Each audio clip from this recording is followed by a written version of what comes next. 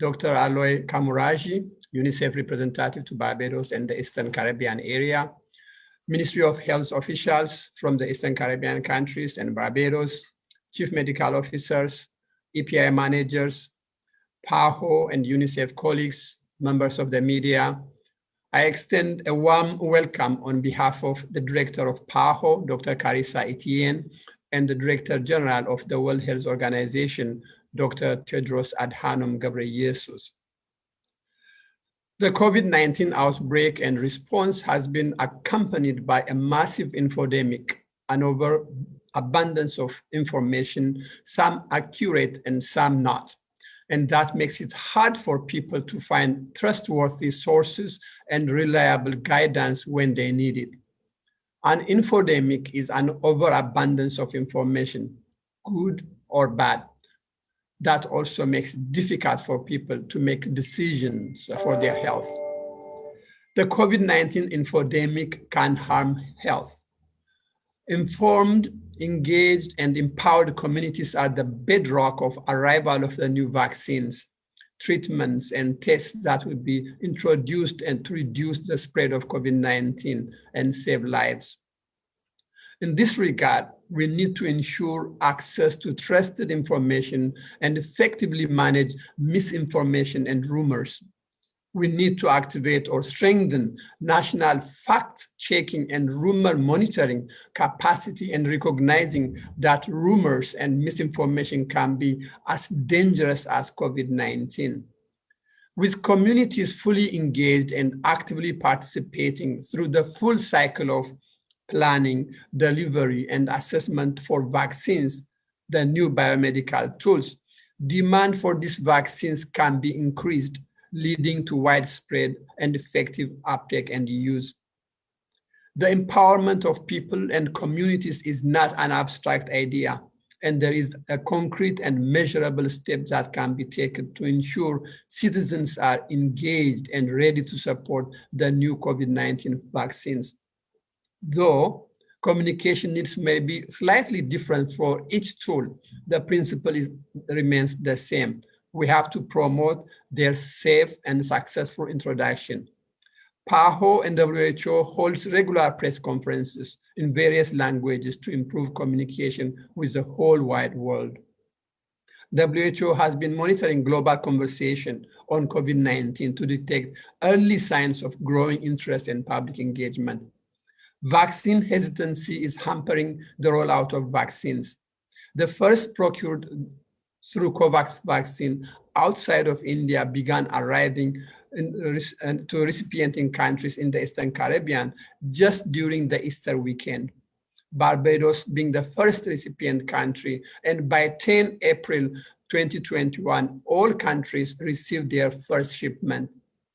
The objective that has been to supply vaccine to each participating economy for the highest priority population.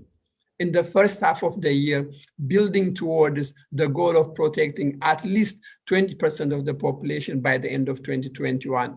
Within COVAX, UNICEF is leading shipping and delivery of vaccine to countries in the partnership, and PAHO for shipment in the Latin America and Caribbean countries. Of the 203 million doses currently allocated by COVAX for the first, second, and third allocation window, nearly 69 million doses have been delivered. Approximately 3.4 million doses are planned for shipment in the coming week.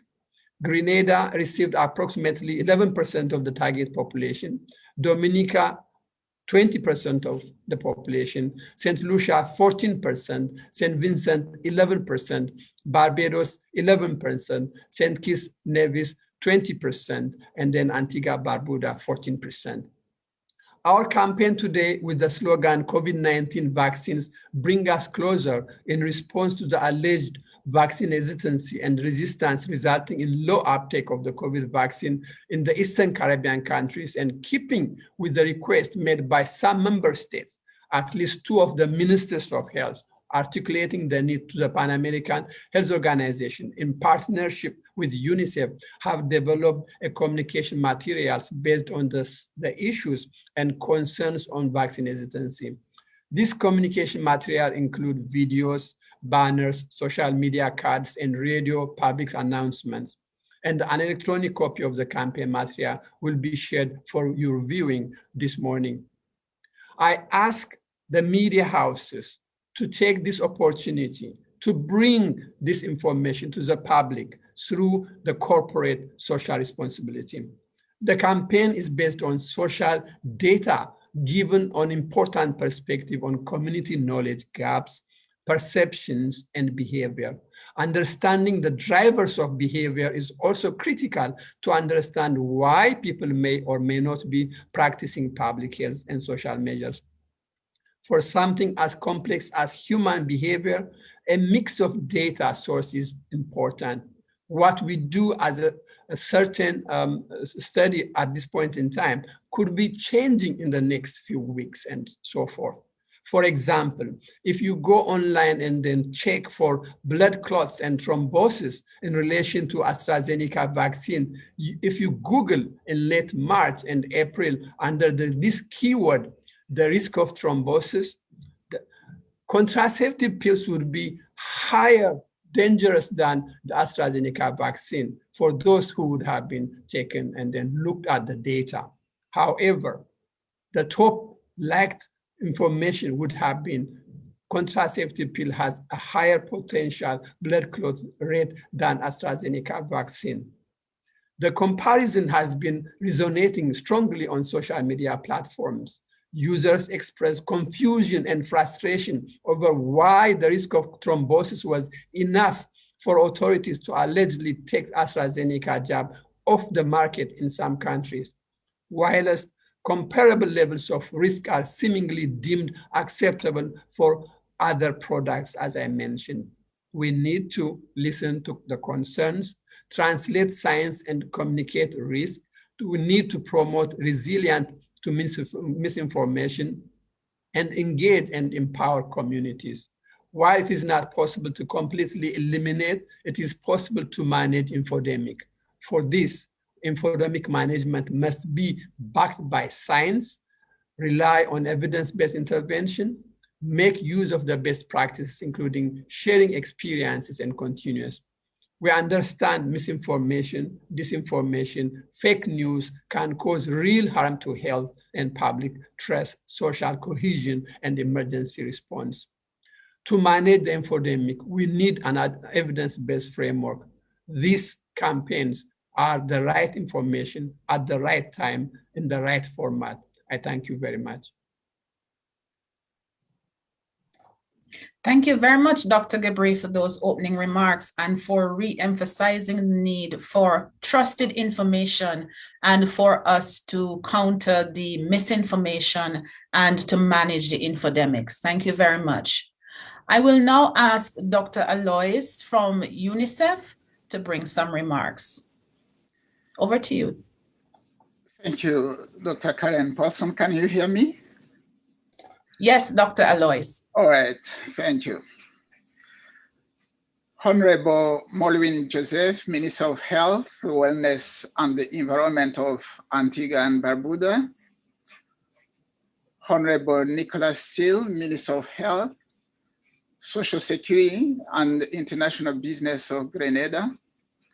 Permanent Secretaries, Chief Medical Officers and staff from Ministries of Health attending this lunch, colleagues from PAHO-WHO and UNICEF, members of the media, ladies and gentlemen, good morning.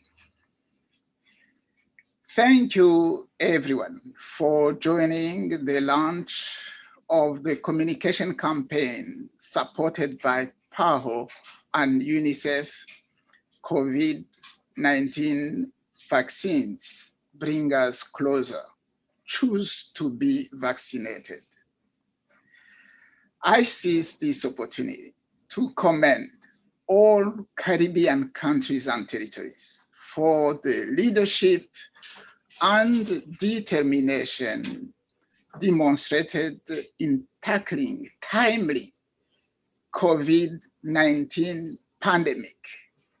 We have seen what happened in other countries not even far from the Caribbean, that demonstrated a poor leadership at the beginning of the pandemic.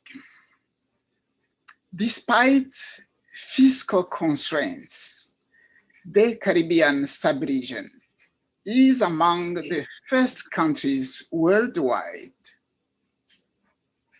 that managed to introduce COVID-19 vaccination in their arsenal to fight the pandemic. Many people across the Caribbean have taken the safe and sensible step to get themselves vaccinated against COVID-19. We know this is vital to protect ourselves, our families, and our communities. However, while we celebrate the progress made so far, we recognize that there is still a long way to go. Vaccine hesitancy, Dr. Gebre alluded to that. Vaccine hesitancy in the Caribbean is still a huge issue among pockets of the population in several of our countries and territories. It is obvious that we can only really start finding our way through this crippling pandemic and returning to a semblance of the normal life when we reach the herd immunity with an estimated 60 to 70% vaccination rate. As the tagline goes in the Antigua and Barbados vaccination campaign, each vaccinated, all protected. This launch today is a step in the right direction in addressing hesitancy, because we can never have too much information out there about the vaccines to persuade persons on the importance of getting vaccinated. The communication products that have been developed are vivid and vibrant and impart information in an entertaining and accessible way. The messages are clear and concise and address concerns we have all heard expressed. UNICEF, as part of its communications and advocacy strategy, is committed to helping countries develop and implement tailored campaigns to strengthen confidence in immunization with the COVID-19 vaccines. To date, we have supported the Ministries of Health in Antigua and Barbuda, Barbados, the British Virgin Islands, St. Vincent and the Grenadines, Trinidad and Tobago, as well as Turks and Caicos Islands in their campaigns. I seize this opportunity to reiterate UNICEF's offer to all Eastern Caribbean countries and territories technical and financial support in communication to increase the COVID-19 vaccine uptake so that we may reach the herd immunity over the forthcoming months. Our collaboration here with PAHO today in the launch of this campaign is another indication of our commitment to help the region address the COVID-19 pandemic, which has negatively impacted families and by extension, children. By the way, UNICEF, we consider COVID-19 as a child crisis. We are committed to using an integrated approach with partners so that messages are aligned and amplified for maximum impact. I thank PAHO for the partnership in this initiative, and we look forward to future collaborations. Let the COVID-19 vaccines bring us closer. Thank you, ladies and gentlemen, for your attention. Back to you, Dr. Karen. Thank you very much, Dr. Alois, and thanks for pointing out the work that UNICEF has been doing in specific countries with respect to assisting in their individual communications campaigns as we seek to increase the uptake and to reduce the impacts of the myths. Thank you so much. At this time, I'm going to invite Honorable Nicholas Steele, Minister of Health, Social Security and International Business, Grenada, to bring some remarks. Minister Steele, morning. Good morning, Dr. Paulson, Dr. Gebri, and all of the esteemed colleagues and my colleague, Minister Malwin Joseph. I am grateful for this opportunity. This is another milestone again. We have had significant challenges from day one. It started with our ability to even test for COVID-19. Then it was to get access to the testing machines. Then it was medication, access to medication. And finally, we thought we had passed the final hurdle, which was access to vaccines. Each time, all of these hurdles, all of these challenges have been based on our own individual limitations as developing countries, and also, more importantly, outside influences. The same is true now for vaccine hesitancy. Like all other threats and shortfalls that we have had to overcome, we have done so by admitting that they are threats and shortfalls and tackling them head on. It's the success of this program and tackling vaccine hesitancy is imperative. We must regain the trust of our population. And that is truly what we are tackling here. If we fail, then we will lose all of our gains, and all of the sacrifices would have been for naught. So I am most grateful for this initiative, and I think we need to put all of our efforts, strength, and resources into what I hope is this final hurdle in tackling COVID-19. Thank you. Thank you very much, Minister Steele. Thank you for highlighting some of the risks and the challenges that we have faced and are facing, and reiterating the point that together we have to work together we have to work to try to rebuild the trust that has been lost from some of our populations. Thank you so much. I'm now going to ask Honorable Malwin Joseph, Minister of Health, Wellness and the Environment, Antigua and Barbuda, to bring some remarks. Minister Joseph.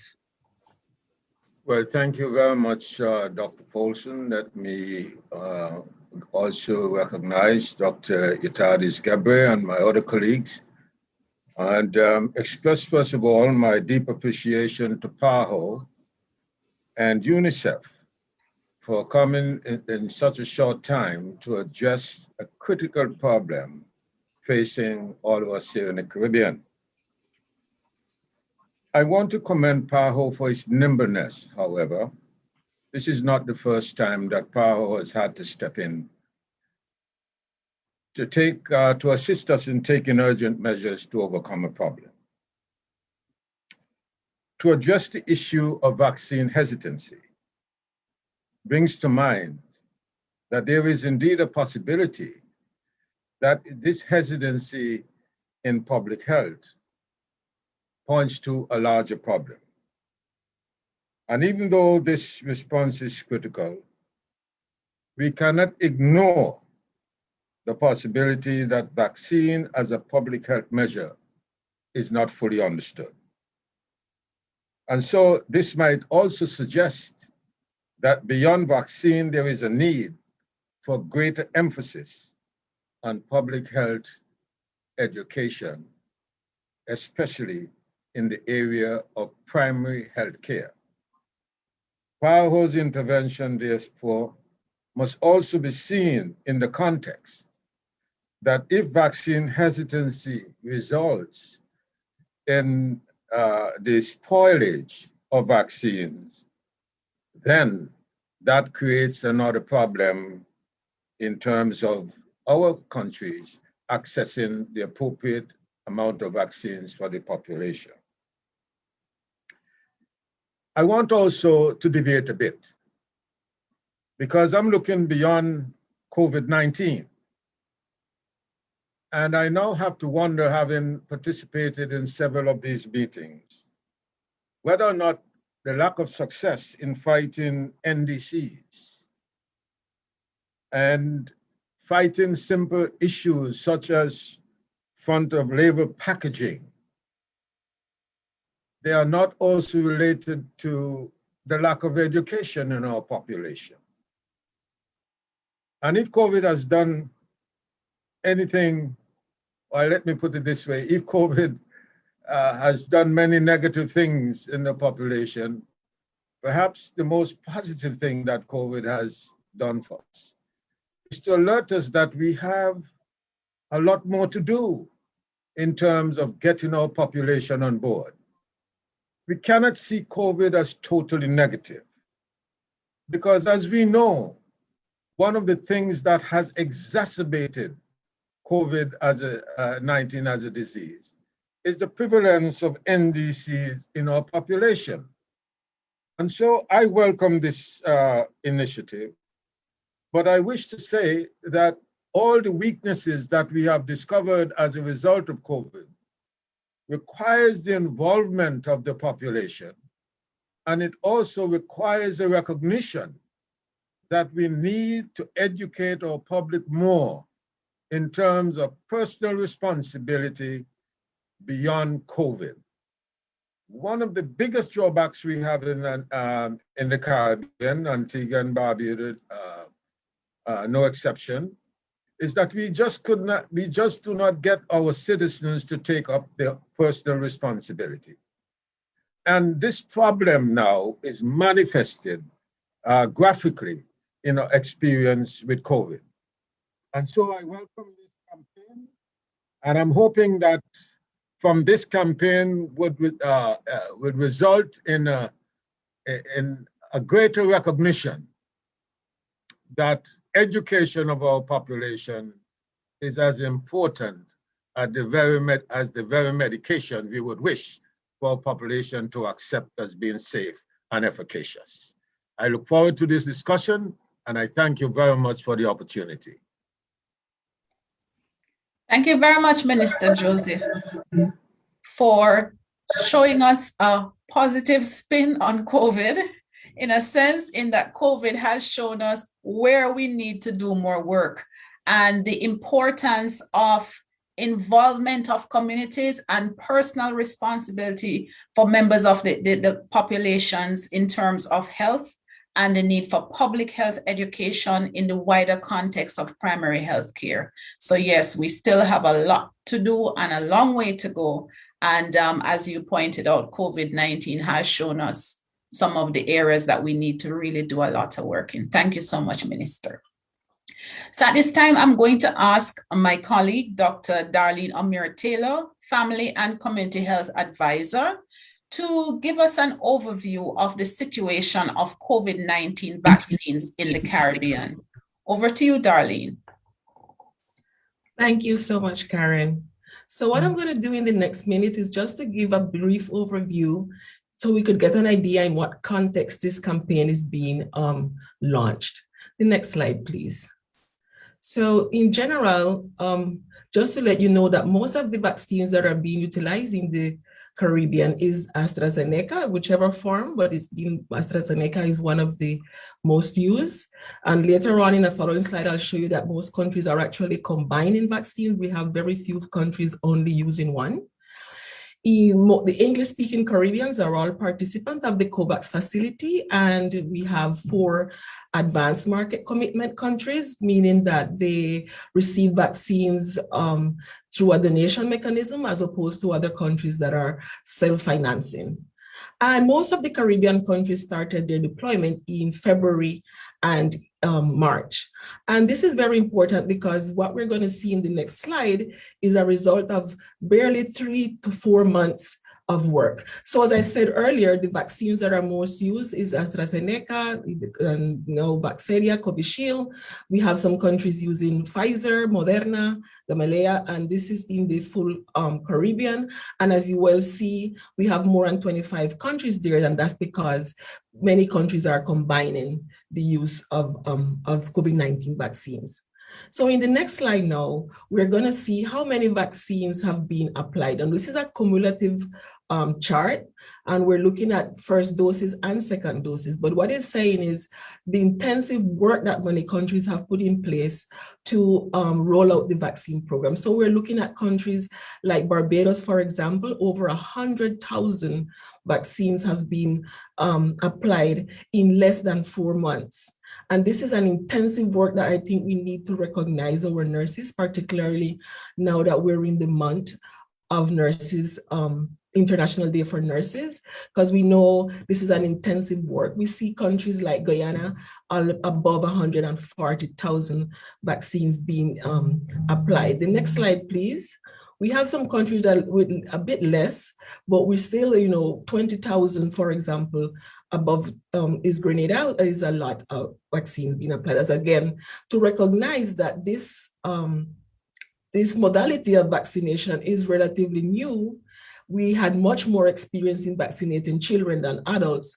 And although countries had prepared their implementation plan, I think this is an important effort that we should recognize because it's been done in a very, very short time. However, this full number is showing a lot of effort at vaccine rollout. But if we look at the next slide, we are measuring how many vaccine has been applied per 100 population. This is going to cater for us for those countries that have more population than others. So it makes the comparison a bit more fair. And the scenario changes a bit. So we see now, for example, at the top, we have Cayman Island with a high implementation doses per 100. We see Anguilla, one of our Eastern Caribbean countries, way up in the top. And if you look at this slide, this is not only Caribbean. I actually am comparing it with the overall region. So here we have the United States of America, and you can see most of the Caribbeans are top, So the Caribbean has been doing very, very important and good work in terms of rolling out the vaccines. We can see Dominica. Dominica is in the top group as well. And as I said earlier, this is the full America, the region of the America. So the Caribbean is very, very advanced in the vaccination rollout. And in the next slide, we see the other countries a bit further down, but still an important advancement has been done. Now, in another slide, I pull out specifically data for the Eastern Caribbean. And if you look at the column that says coverage on second dose and completed schedule per 100 people, this is even a better indicator because it allows us to see how many people have received 2 doses per 100. And to note that Dominica has one of the highest. And I take this opportunity to recognize Dominica on this effort. And consequent, their coverage is also high. You might see a slight difference here because I'm reporting in this last column for Epi Week 19, as opposed to the coverage, which is the reports from yesterday. So if we look at our target to reach some form of herd immunity, we can see then where this campaign is very needed to scale up efforts that countries are already doing to be able to increase this coverage on second dose because unfortunately, most of our countries, the vaccines that we're using, and I say unfortunately because for the rollout is more challenging, we require 2 doses. So finally, in the next slide, I just wanted to highlight then that overall, the Caribbean has a higher rate of doses applied per 100 persons. And this does not necessarily mean that the other countries are not, but because some of the other countries do not have vaccines available as we do in the Caribbean. However, we need to scale up efforts. We need to reach that herd immunity. I know at some point, many ministers had take up the challenge to try to reach to that herd immunity by December 2021. But as we have been discussing, we have important challenges what have to do with the demand, public demand. So this campaign is setting this scenario, and we are very confident and hoping that this could be joint efforts with countries, and we could soon have a much more uptake of the vaccines. Thank you, Karen, back to you.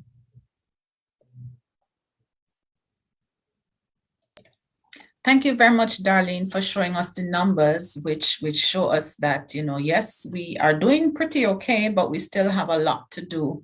And so, again, the importance of this campaign in order to increase the uptake of vaccines for us to at least achieve herd immunity in our countries.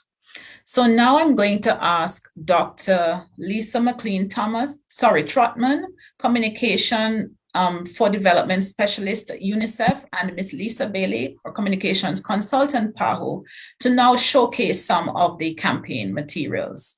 Over to you, Lisa and Lisa. Good morning, Karen. Thank you so much for providing us with the opportunity to share the campaign materials with the media. So we're basically going to show you what we have produced, and then we will show you where you can obtain the information. So next slide, please. Right, so just a quick background.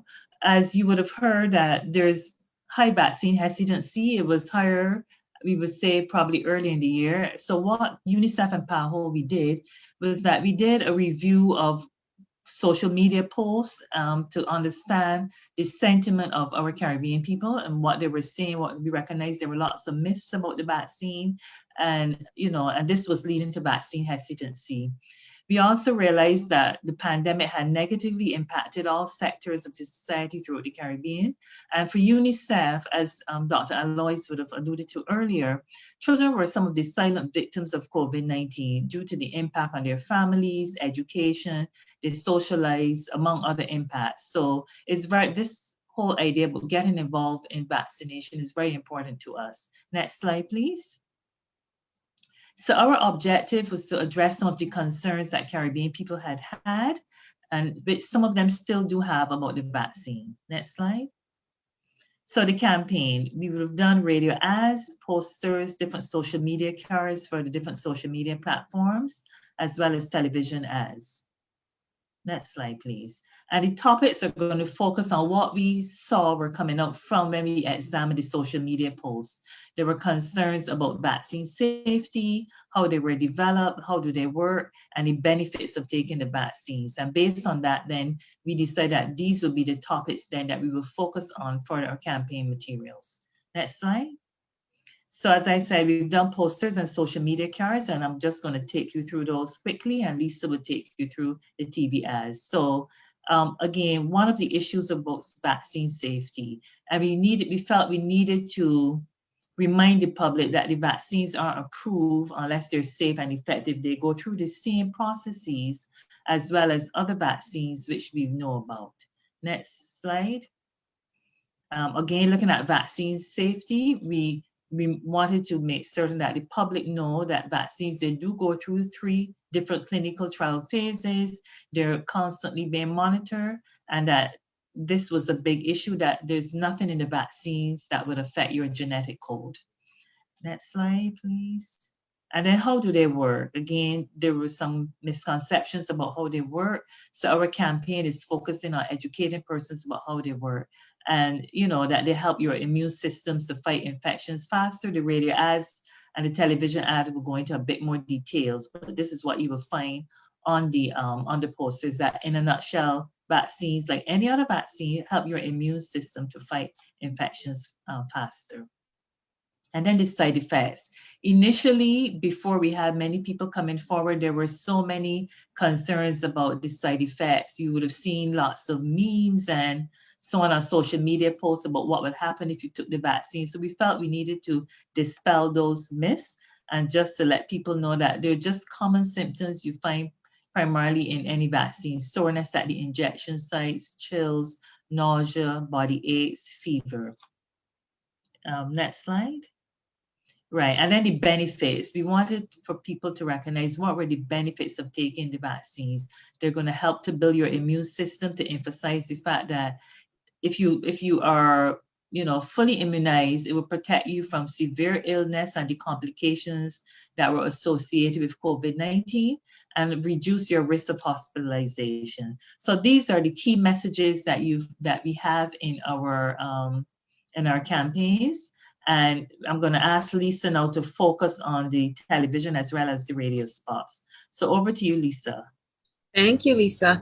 A pleasure for me to be here with you this morning. Welcome to everyone who's joined us for this feed. So you've seen all of the social media cards, and as Lisa says, the radio and the TV ads build on these. I'm going to just show you 2 of the videos today, and after this, Brenda will take you through the website where you can get access to all of the videos and the radio cards. So we're going to focus on vaccine safety and how vaccines work. And I just wanted to say that we did test the materials in 2 countries, St. Kitts and Nevis, and also Grenada, and they loved them so much so that they were ready to go, and we asked them to just hold on for a little bit as we launched the campaign. So 2 countries have seen the materials, and they did think that they're very useful and helpful and are ready to get going, and we hope that you will share them as well.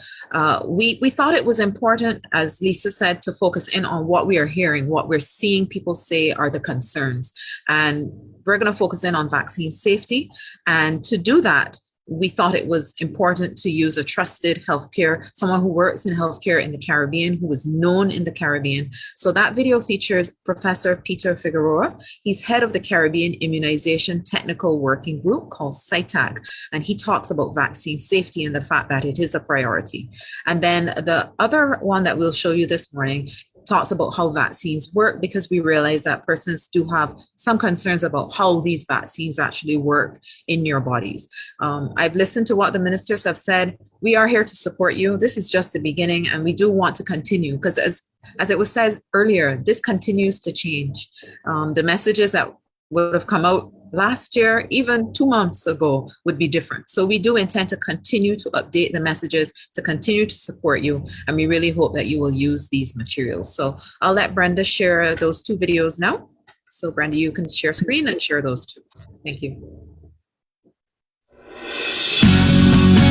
Vaccine safety is always a top priority, and this is no different from the COVID-19 vaccines. The COVID vaccines that we have available are very effective and safe, and it is very important for elderly persons and frontline health workers and other frontline workers to get it, because these vaccines protect you from becoming ill if you get COVID. As COVID-19 vaccines are approved for use in the general population, monitoring for safety continues.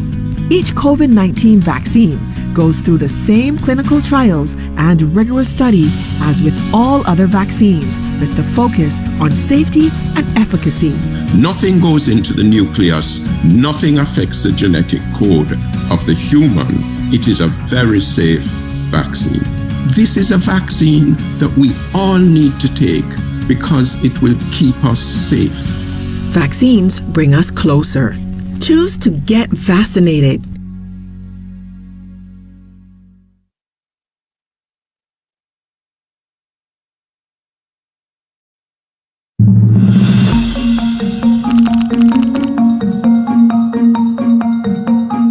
Over the years, vaccines have protected us from serious diseases like whooping cough, chickenpox, polio, measles, and others.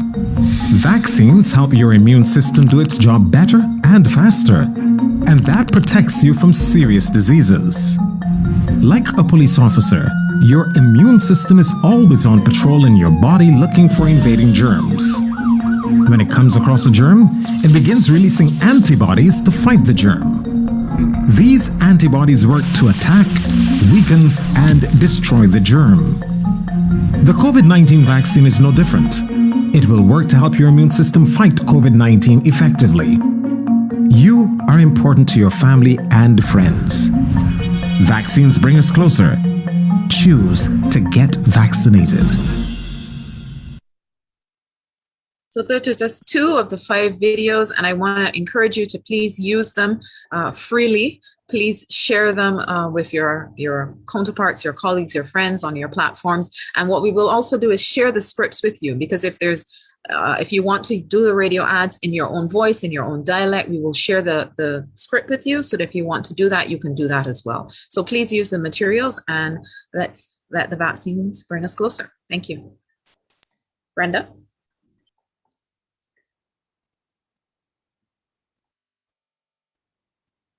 Brenda, you're muted. Thank you very much, ladies. So Brenda will take us through. Brenda is our information systems specialist, and she will speak to the next steps in the rolling out of the campaign. Over to you, Brenda. Good morning. I have the pleasure of showing the webpage this morning. So let me share.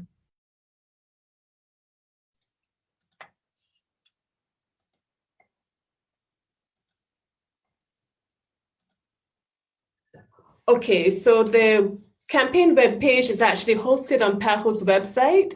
It is accessible from a number of pages within our site, but it's specifically hosted on the PAHO's campaigns page, which is dedicated to all the campaigns that PAHO is currently have. So this is the campaign here, COVID-19 vaccines bring us closer together.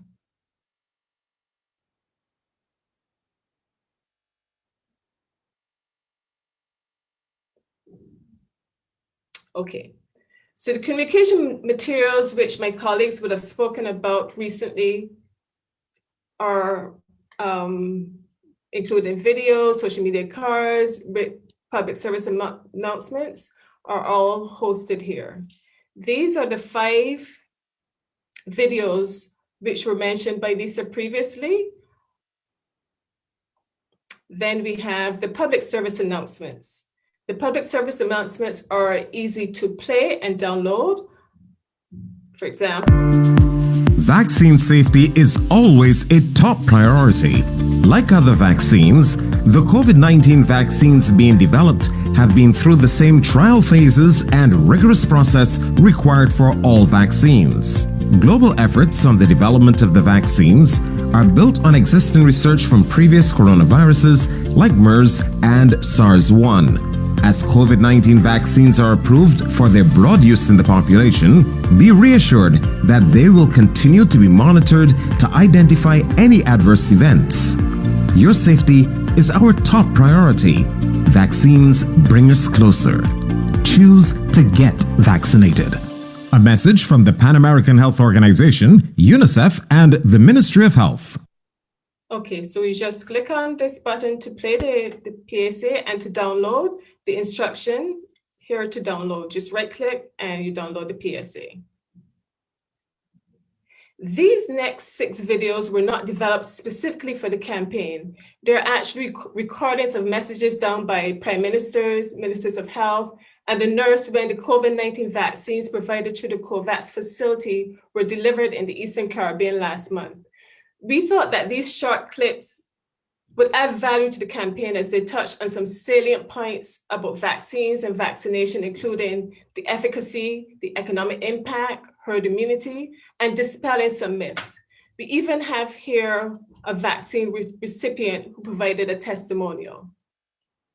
2 of our ministers in the meeting this morning, the Honorable Sir Malwin Joseph and Honorable Nicholas Steele, we have included 2 clips of them that were provided through when the vaccines arrives. So I will play both clips for you. First, Minister Joseph. Minister for Health, the Honorable Malwin Joseph, underscored the importance of herd immunity. This is the most important phase we are entering now.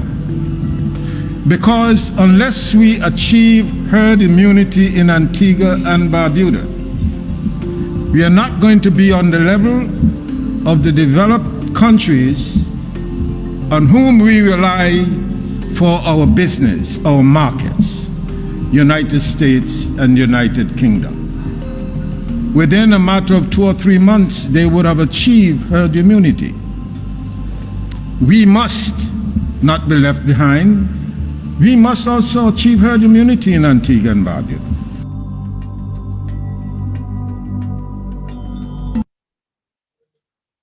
Okay, and now Minister Steele. They're very short clips.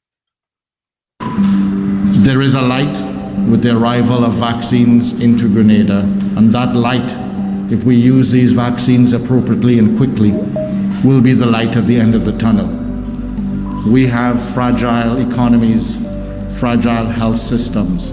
We cannot afford to take for granted the risk that we still have. There still is a clear and present danger and risk of COVID-19. We need to prepare ourselves as best as possible for whatever will come. And that is, like in all other aspects, being vaccinated.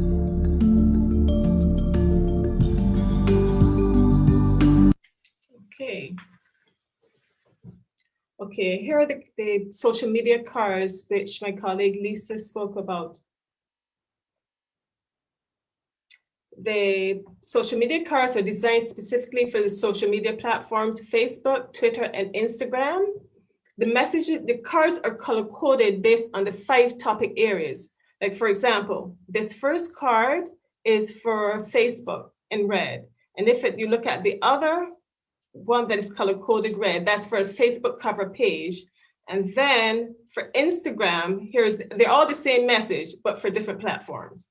Okay, so all the social media cards are here and they're easy to download. You just click on the download button and you download them on your system.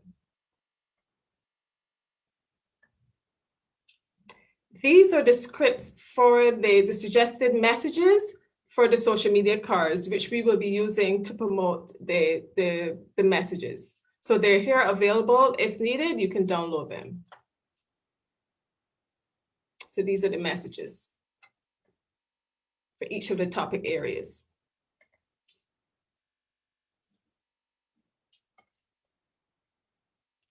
And then we have a section for more information. We have a link to PAHO COVID-19 vaccines page, a link to the Eastern Caribbean website, and also the sub-regional program coordinator site and UNICEF as well.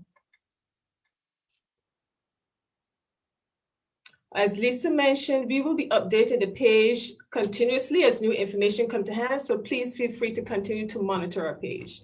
Thanks for your attention. Thank you very much, Brenda, for showcasing the page and what's available, and for inviting persons to access and for making it easy for persons to access for different platforms. So I'm going to open at this time for some questions from the media, if there are any.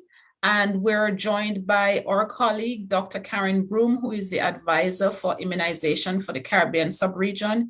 In the event that there are any technical questions we'll need some assistance with. So is there any question from the media?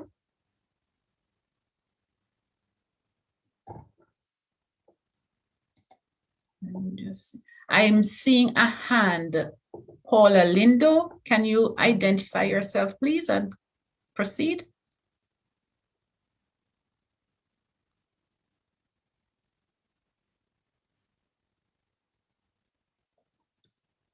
Paula, I'm not hearing if you're speaking.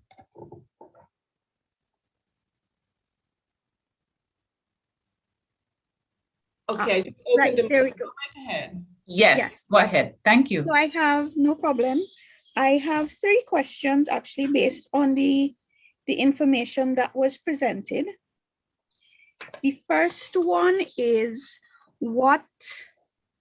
which of the various forms of information in the campaign would you suggest we use for what in Trinidad and Tobago we call the Tanti Misinformation Network, which is where older people especially circulate messages on WhatsApp, which they tend to believe in more than, you know, anything that is said on the news, anything in the newspapers, that kind of stuff. That's my first question. The second question, you said that you would be giving us access to the media scripts. Is it that you only want media personnel to use these, or can like social media influencers and those people use them as well to influence the people they influence? And then the third question was, I saw 2 health ministers in the last set of clips Have you approached all the health ministers in the different countries to do clips like this? Thank you very much for your questions, Paula. Can you just let us know which entity you're associated with, please? Sure, the Newsday, Trinidad and Tobago. Newsday. Thank you very much for joining us, Paula. So there are 3 questions. I'm not sure who would want to take them. In terms of the network getting to older persons, I'm thinking that's, using various forms of the information, then the access to the media scripts. The last question I possibly could take, the health ministers, into the ones that we have focused on our page. Our office here covers Barbados and the Eastern Caribbean countries. So it would have been ministers from those countries which we are involved with. And so those were the clips from when the vaccines arrived through the COVAX facility, when the vaccines arrived in these countries. So those are the ones that are there. But I would think from the Caribbean, from the sub-regional office, it would be possible to do that. I will ask probably Lisa Bailey, you want to follow up? And yeah. Sure. Thank you. Thank you, Paula. Very good questions. And I agree, Karen. I think that's something that we can do. We definitely can ask some of the other ministers to do clips. I think it's a great idea, and I'm really happy that we included those on the website. In terms of sharing, and I laugh because I also have parents who share lots of those, every message you get, they're shared on WhatsApp. I would suggest that some of these materials you can probably download and share via your phone as well. I tend to use a lot of our materials from PAHO and I share them. That's the only way we can combat misinformation, with real information that you can trust. So I would say some of these cards, and if you're having a problem with this size, reach out to us. I will put my email here if you need a smaller, if you can't get it sized to send in WhatsApp, maybe that's something that we can add. I can talk to Brenda about that, because we do need to get it out there in the same way that the infodemic is spreading. I would suggest, in terms of not only older people, but people in general, that's why we insisted that we would also have radio PSAs. I think radio is very powerful. I think that we can definitely focus on getting these out across the Caribbean, definitely in the ECC countries, but across the Caribbean on radio. And that's why I included the scripts, because if there are other languages, I do see a comment in the room about Spanish. If you want to translate them and use them, this is trusted information you can use to create your own messages. So those would be my suggestions. Thank you very much, Lisa. And I think also the person was asking for, I'm not sure if it was the materials, Lisa spoke to that. If it is with respect to the launch, for us to have simultaneous translation to Spanish, we take note of that and will make effort for future. Have we adequately responded to you, Paula? I think I forgot one thing. Yes, anybody who's sharing information can use this information. It is not just for journalists. Social media influencers sometimes have a bigger reach than some journalists. So yes, if you're an influencer, once you can access the materials, please feel free to share them and share them with the means of getting good information out there.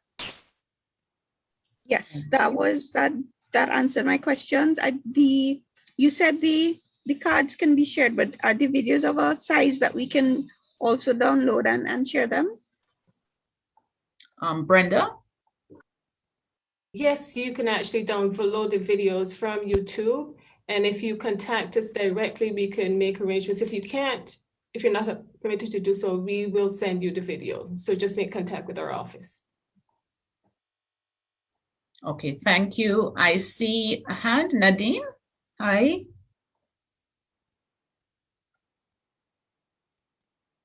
Nadine, go ahead.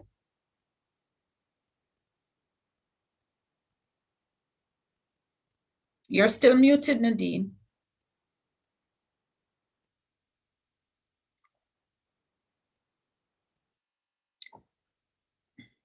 Nadine, you're muted if you're speaking. Can you unmute your mic, please?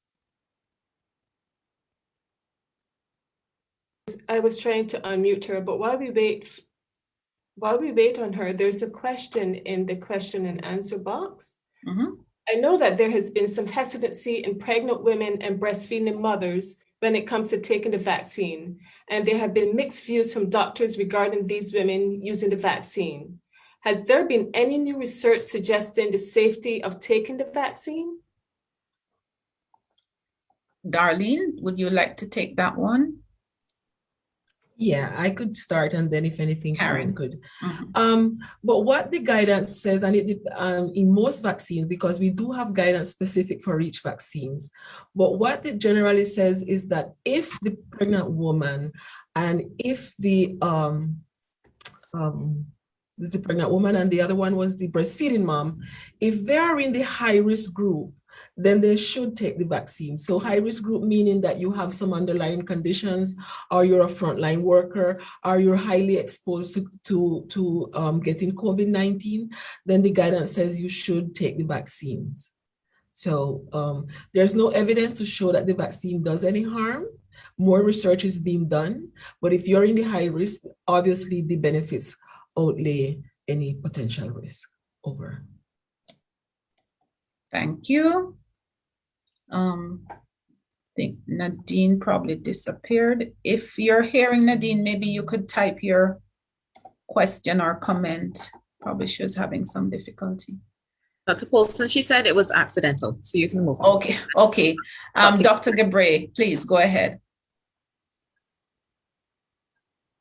I think the question also included breastfeeding. I think we have to address that one as well. So vaccination with any vaccine products that have been assessed by the WHO can be offered to breastfeeding women if they are breastfeeding. So that's not a problem. As Dr. Omer mentioned, we don't have a larger data in terms of the efficacy in pregnancy or any effect during a pregnancy. However, women who may have a healthcare worker and pregnant, then the benefits outweigh the risk. Therefore, she has to be vaccinated. If the lady is pregnant and also may have diabetes or any other conditions, respiratory diseases, asthma, etc., to be vaccinated would be appropriate. So this has to be also in collaboration with her physician, decision and consultation. Back to you. Thank you very much, Dr. Gabre. And I'm seeing here someone is asking, and this is one of the areas we need to take up as we develop materials, more further materials. Can there be content on the topic of breastfeeding and fertility? She's speaking to including the emotional appeal in videos. So it's a request for some materials to focus a bit more on that emotional side. Yes, thank you very much, Delicia. Bonnie, we take note.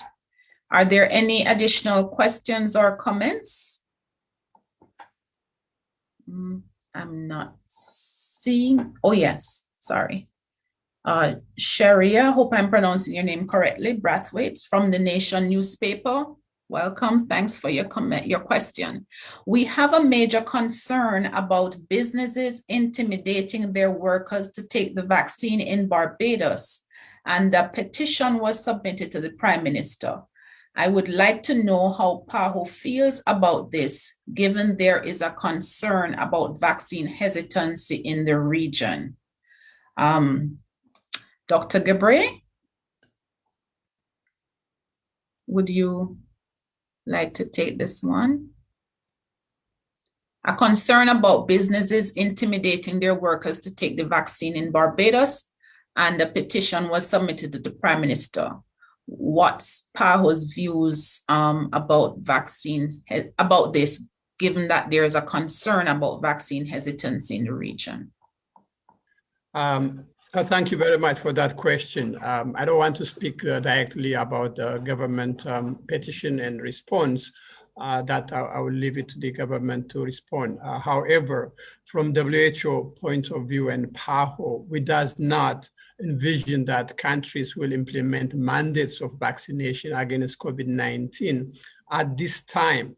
But there are certain situations where a strong recommendation to be vaccinated may be issued, for instance, for healthcare workers, as we said earlier, frontline workers, where there will be a risk for themselves, and at the same time, they will be also passing, if infected, to the people they will be caring for or to. So this will be the areas we could say about mandatory vaccination.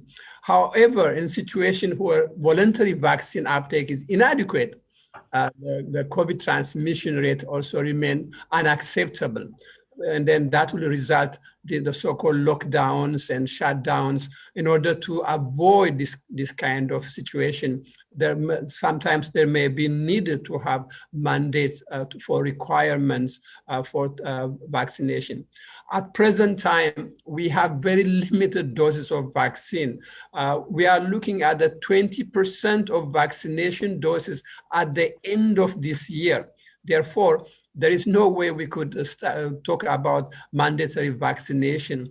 And the other issue is that there is a legal, ethical issues related to vaccination at this point in time. And then the duration of the protection. At this point in time, we know it may be protecting up to 6 months. Maybe some studies show up to 8 months. So are we going to do mandatory vaccination every 6 months, every 4 months? So there are so many things we are doing at this point in time to learn more before we reach to these mandatory vaccination levels. However, education is the most important aspect. And finally, we still wanted to continue on you wearing masks, social, physical distancing, and continue to have respiratory etiquette. Those are the most important measures rather than to talk about mandatory vaccination. Thank you very much. Back to you. Thank you. I see Paula has another question or comment.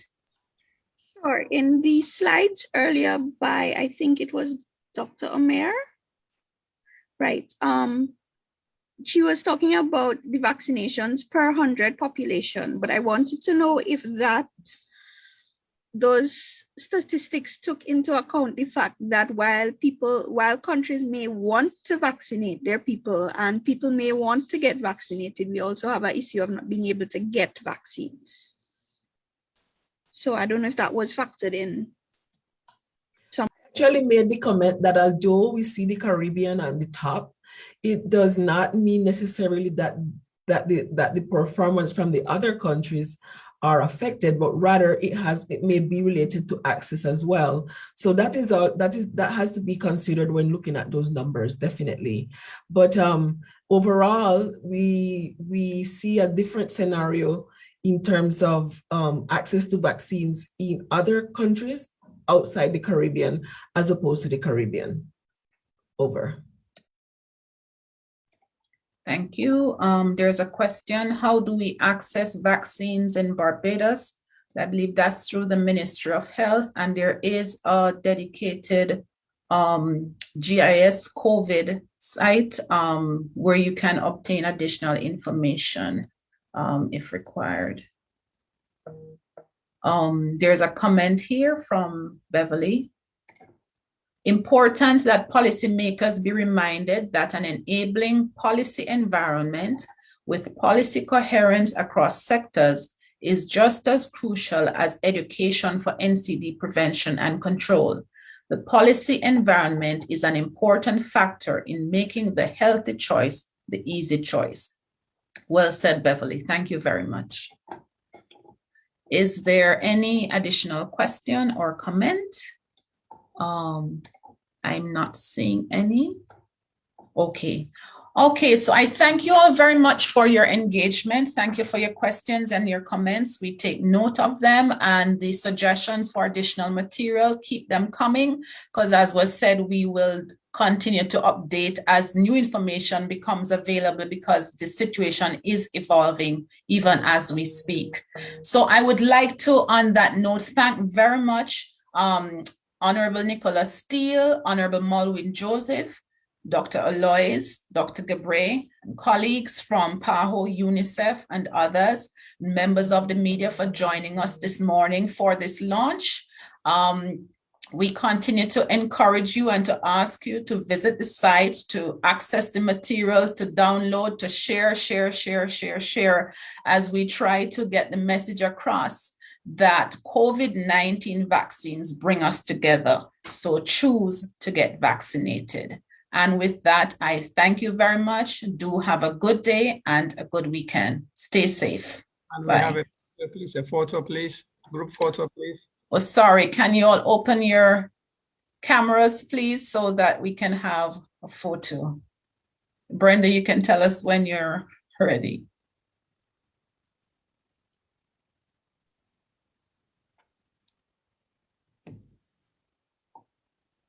Okay.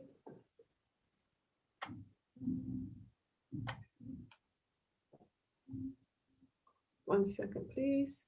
Okay, 3, 2, 1, ready. Thank you. Thank you all very much. Take care. Bye. Bye.